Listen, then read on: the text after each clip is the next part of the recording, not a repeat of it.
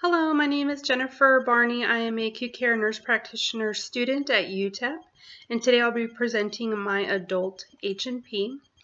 The patient is a 39-year-old female with a past medical history of hypertension and kidney transplant in 2009 who came to the ER with reports of generalized weakness for about 2 to 3 weeks.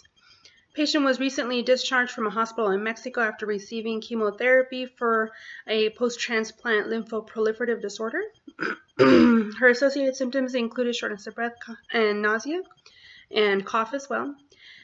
She said the symptoms slowly progressed following her discharge from the hospital. She denied any chest pains, palpitations, fever, diarrhea, or phlegm production. She did report generalized malaise.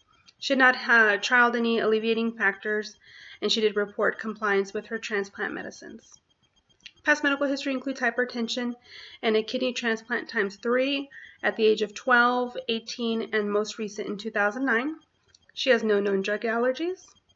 Her home meds include Bumex 1 mg POQ daily, Prazosin 1 mg PO/BID, Prednisone 5 mg POQ daily, Prograf 1 mg PO/BID, metoprolol tartrate 100 mg POQ daily, and Cellcept 500 PO/BID. Patient denies smoking, drinking, or illicit drug use. She is single and lives with her parents, and she does not work. She denied any pertinent family medical history. On review of symptoms, she did deny fever, night sweats, weight loss. She did report generalized weakness and chills.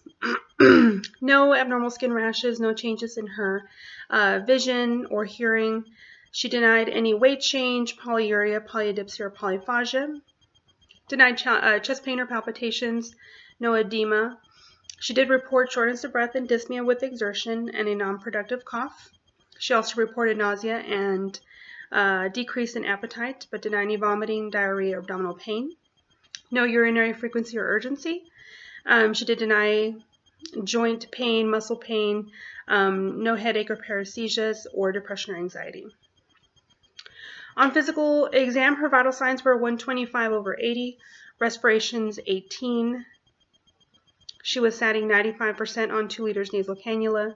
Her heart rate was 73, and her temp is 37.0 oral.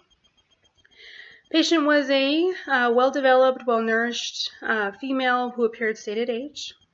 Her visual fields appeared intact. She had no a non-injected pharynx. She didn't have any lymphadenopathy or masses, no thyromegaly. Her chest sounds were symmetric. However, she did have a diminished breath sound on the right base, and she was positive for egophony. Regular rate and rhythm. Her abdomen was soft without non-tender, and no hepatosplenomegaly. Extremities were symmetric without swelling or edema. Skin was normal temperature, normal turgor. Gait was normal. Joints were symmetric without swelling or masses, full range of motion, and her cranial nerves were grossly intact. Laboratory-wise, her hemoglobin was 8.9, hematocrit 26.9, MCV 82, MCH 27.1, RDW 55.9, and platelets 276. Sodium was 135, potassium 4.1, BUN 42, creatinine 5.3, calcium 7.9, and her pregnancy test was negative. Chest x-ray showing a right basilar infiltrate.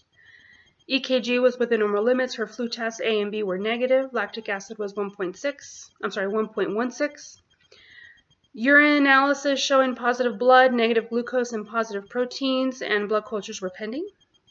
Diagnosis: hospital-acquired pneumonia due to her recent hospitalization.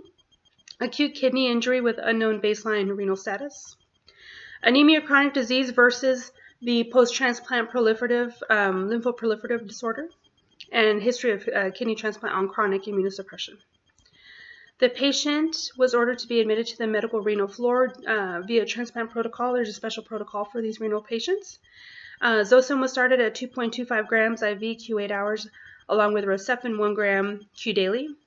A bolus of vancomycin 1 gram was given times 1 in the ER, and the patient was going to be started on 850 milligrams Q daily thereafter. DuoNebs, as well as obtaining sputum cultures, oxygen therapy for saturations less than 92%, waiting on a peripheral smear that's pending. We're going to be consulting a nephrologist for not only the immunosuppressive management, but also on recommendations regarding the PTLD, the post-transplant lymphoproliferative disorder. Start with the patient on IV fluids at normal saline at 75 until her PO intake improves. We're going to be giving her some Zofran, 4 milligrams Q4 for nausea, and then follow electrolytes. Now, I believe this patient was going to be started on dialysis, and at that point, the nephrologist would be managing the electrolytes. A unique case. I have never seen PTLD before. And her management was in line with the up-to-date guidelines regarding treatment of hospital-acquired pneumonia. All right. Thank you.